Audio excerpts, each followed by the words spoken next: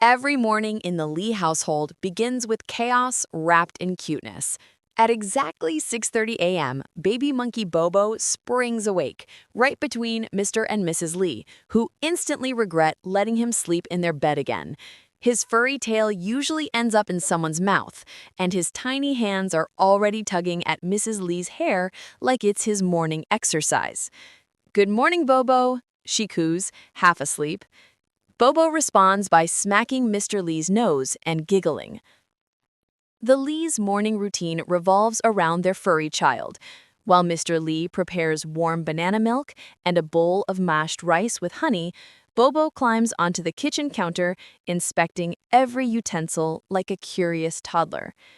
If breakfast takes too long, he helps himself, usually by stealing bananas and pretending not to understand when caught. After eating, Mrs. Lee wipes his sticky face, while Bobo protests dramatically, wrapping his tail around her wrist like a stubborn baby. Then comes playtime.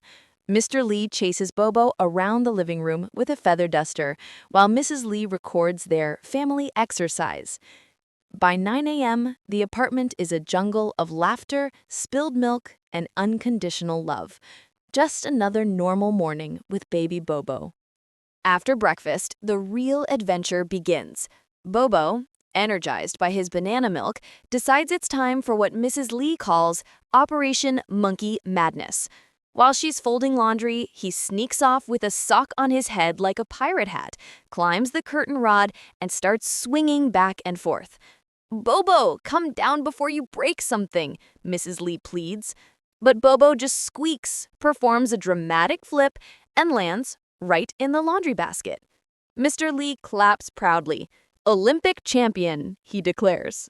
Bobo bows, accepts a tiny rice cracker as his medal, and runs off again. The couple has long accepted that peace and quiet are myths. Their home is filled with laughter, monkey chatter, and the constant sound of something falling over. Yet they wouldn't change it for the world. Every morning includes monkey grooming time, which is really just Bobo stealing Mr. Lee's comb. He sits in front of the mirror, pretending to style his fur, occasionally licking the comb for reasons no one understands. When Mrs. Lee tries to brush him properly, he wriggles away, wrapping his tail around her wrist like a furry bracelet. After grooming, it's time for language lessons. The Lees are determined to teach Bobo Mandarin. They sit in front of him with flashcards. "Pingua," apple, they say enthusiastically. Bobo listens carefully, then points to the picture of a banana and proudly says, "Ooh, ooh, ah." "Close enough," Mr. Lee sighs, laughing. Around mid-morning, Mrs. Lee takes Bobo to the balcony for sun time. He sits on her lap, nibbling snacks while watching pigeons. Every time one flies by, Bobo waves and chatters as if greeting old friends.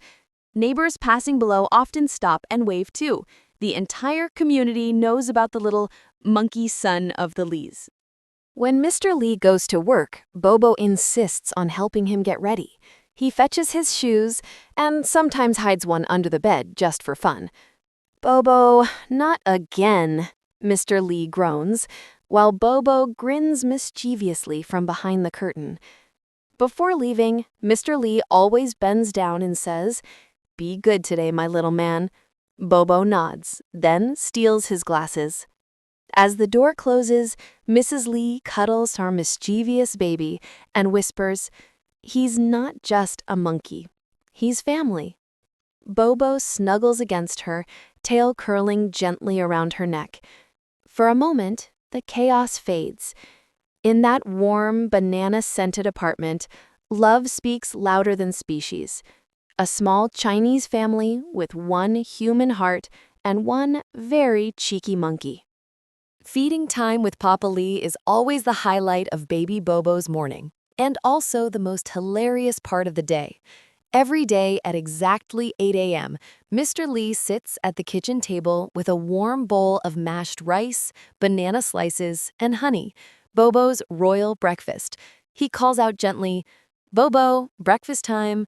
From the moment Bobo hears the word breakfast, he comes sprinting across the room like a tiny, furry rocket. His little hands slap the floor, his tail swinging excitedly behind him.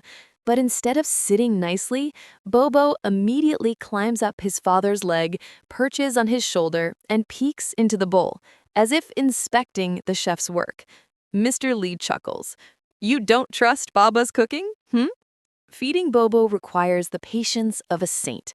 Mr. Lee holds up a spoonful of food, but Bobo wants to play first. He pokes the spoon, sniffs it, and sometimes grabs it to feed Mr. Lee instead. When the rice lands on Mr. Lee's nose, Bobo bursts into squeaky laughter, clapping his tiny hands in victory. "Bobo, no playing," Mr. Lee says, wiping his face but still smiling. "Eat nicely, my son." Finally, Bobo opens his mouth and takes a bite, only to start humming happily, swaying side to side like a baby dancing to an invisible tune. Between bites, he wraps his furry arms around his father's neck, pressing his soft face against his cheek in a warm hug. Mr. Lee melts every time. After a few spoons, Bobo gets distracted again. He dangles from Mr. Lee's arm like it's a tree branch, swinging playfully before demanding another bite. Mr. Lee sighs with amusement. "You eat more energy than you gain," he jokes, feeding him another spoonful mid-swing. Sometimes Bobo insists on holding the spoon himself, which usually ends with half the food on the table and the rest in his fur. Still, Mr. Lee never raises his voice. He patiently wipes Bobo's chin, strokes his head, and says softly, "Slowly, Bobo. Baba's not going anywhere." When the bowl is finally empty, Bobo pats his full belly and gives his father the biggest monkey hug, his tail wrapping gently around Mr. Lee's arm. Then he plants a tiny kiss on his cheek before scurrying off to play, leaving Mr. Lee laughing and covered in sticky banana rice, the proudest, happiest monkey dad in all of China.